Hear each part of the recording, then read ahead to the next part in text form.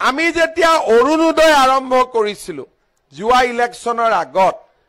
তেতিয়া কংগ্ৰেছৰ মানুহবিলাকে কি কৈছিল যে এইবিলাক ফাঁকি অৰুণোদয় ইলেকশ্যনৰ পিছত অৰুণোদয় বন্ধ হৈ যাব অৰুণোদয়টো বন্ধ নহল 830 টকাৰ অৰুণোদয় 1250 টকা হল আৰু এতিয়া যতে যাও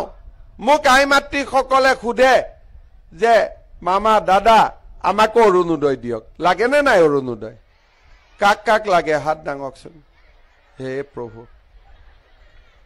সবকে লাগে এতিয়া আপোনালোকে চাওক কংগ্ৰেছে কৈছিল অৰুণোদয় ফাঁকি ফাঁকি নেকি অৰুণোদয় যেতিয়া 10 তাৰিখে বেলেগৰ একাউণ্টত টকাটো আহি যায় আমাৰ অলপ মনটো বেয়া লাগে না নাই নোপোৱা বিলাকৰ কাৰ কাৰ বেয়া লাগে হে ভগৱান ইমানৰ বেয়া লাগে এতিয়া ভাল লগা কৰি দিব লাগে না নাই ইমান লাহেকৈ কৈছে লাগে আচ্ছা এটা মোক কথা কক আপোনালোকৰ কাৰ কাৰ ঘৰত ৰেচন কাৰ্ড আছে নোহোৱাখিনিকো হাত উঠাম কাৰ কাৰ ঘৰত আছে উঠাওক প্ৰথম ঠিক আছে সবৰে ঘৰত ৰেচন কাৰ্ড আছে কাৰ কাৰ ৰেচন কাৰ্ড নাই এটো আধাৰৰ কাৰণে আপোনালোকৰ বাইদেউটো ৰেচন কাৰ্ড এপ্লাই কৰিলেই পাব খালি কাবাৰ কাবাৰ যি আধাৰৰ কাৰণে পোৱা নাই হেখিনি মই ইলেকশ্যনৰ পিছত ঠিক কৰি দিম ঠিক আছে এতিয়া ৰেচন কাৰ্ড আছে কিন্তু অৰুণোদয় নাই কিমান মানুহ আছে ঘৰত ৰেচন কাৰ্ড আছে কিন্তু অৰুণোদয় নাই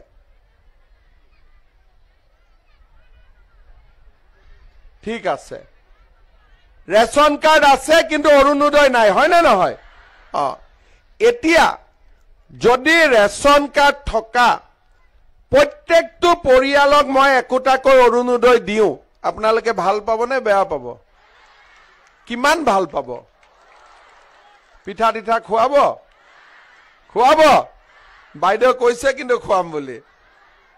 তো আজি আপোনালোকে লিখি লওক যে যাৰ যাৰ ঘৰত ৰেচন কাৰ্ড আছে তেওঁলোকে এটা এটা অৰুণোদয় পাব হ'ব এতিয়া ৰেচন কাৰ্ড থাকিলে অৰুণোদয় আপোনালোকে মাহৰ 10 তাৰিখে পাই যাব এইটো এটা নতুন কাম আমি এইবাৰ অসমৰ মানুহৰ কাৰণে কৰিব খুজিছো এতিয়া আপোনালোকে মোক কক মই যেতিয়া কলো যে বাইদেউ সকলক লাখপতি বাইদেউ বনাম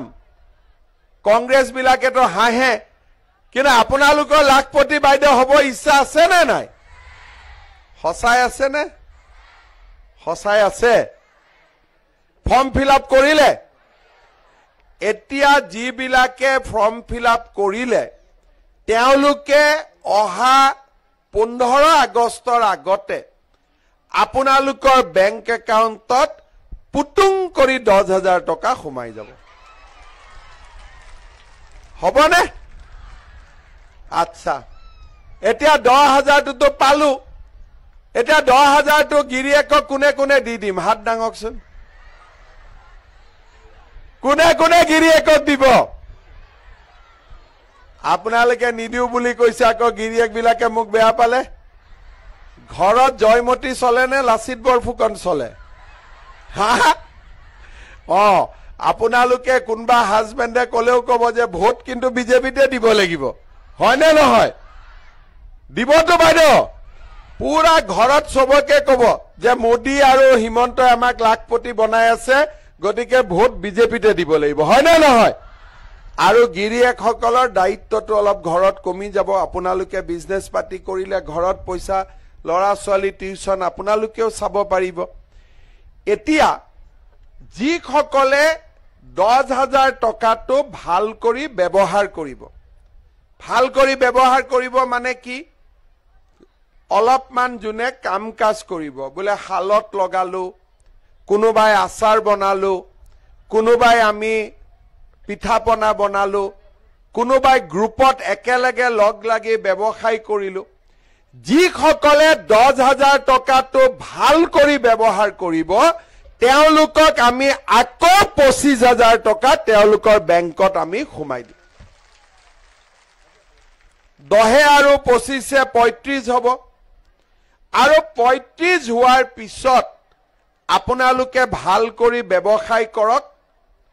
আৰু আমি আপোনালোকক লাখপতি হোৱাৰ ক্ষেত্ৰত পুৰা সহায় কৰিম যদি তাৰ পিছতো কোনোবা লাখপতি নহয় 10-20 হাজাৰ টকা আৰু ভৰাই দিম একাউণ্টটো আছে হয় নে নহয় মুঠতে লাখপতি বনাইহে এৰিম হ'ব এতিয়া আপোনালোকক মই 3 নম্বৰ কথা এটা কম 3 নম্বৰ কথাটো আপোনালোকে অলপ ভাবিব ৰাতি ঘৰত গৈ অলপ চিন্তা কৰিব এইটো এটা আপোনালোকে আৰু লগৰ 10 গৰাকীক ক'ব আজি আপোনালোকে চাওক আমাৰ সকলো ঘৰতে এজন উপাৰ্জন কৰা ব্যক্তি থাকে নে নাই কোনোবা দাদা হ'ব পাৰে দেউতা হ'ব পাৰে এতিয়া এই উপাৰ্জন কৰা ব্যক্তিজন ভগৱানে নকৰক কিবা কাৰণত যদি মৃত্যুমুখত পৰে ঘৰখনত অন্ধকাৰ নামি আহে নে নাই এতিয়া যিবিলাক মানুহে অলপমান ইনস্যুৰেন্স কৰি থয় তেওঁলোকে ইনস্যুৰেন্সৰ পৰা নমিনীজনে টকা পইচা পায় অলপমান বিপদত হাৰথি হয় কিন্তু যাৰ ঘৰত ইনস্যুৰেন্স নাই মুৰব্বী মানুহজন ঢুকুৱাৰ পিছত ঘৰখনত অন্ধকাৰ নামি আহে সেইকাৰণে এইবাৰ আমি কি সিদ্ধান্ত লৈছো যে যাৰ যাৰ ঘৰত ৰেচন কাৰ্ড আছে সেই পৰিয়ালৰ মুৰব্বী মানুহজনক আমি চৰকাৰে প্ৰিমিয়াম দি এটা বিনামূলীয়া আপোনালোকক ইনস্যুৰেন্স কৰাই দিম আৰু মানুহজন যদি ঢুকায় এক্সিডেন্ট হয় ভগৱানে নকৰক আপোনালোকে ইনস্যুৰেন্সখন লৈ গৈ ইনস্যুৰেন্স কোম্পানীৰ পৰা আপোনালোকে বীমাৰ টকা পাব পাৰিব চাকৰি দিম কোনেও মোক বিশ্বাস কৰা নাছিলে যে 1 লাখ চাকৰি কৰ পৰা হ'ব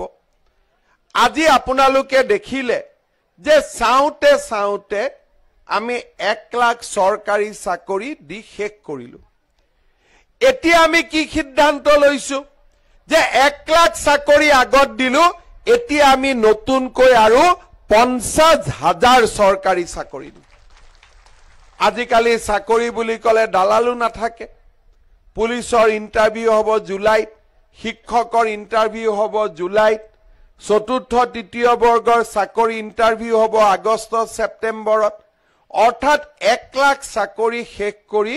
এতিয়া আমি 1.5 লাখ চাকৰি দিবৰ কাৰণে গৈ আছো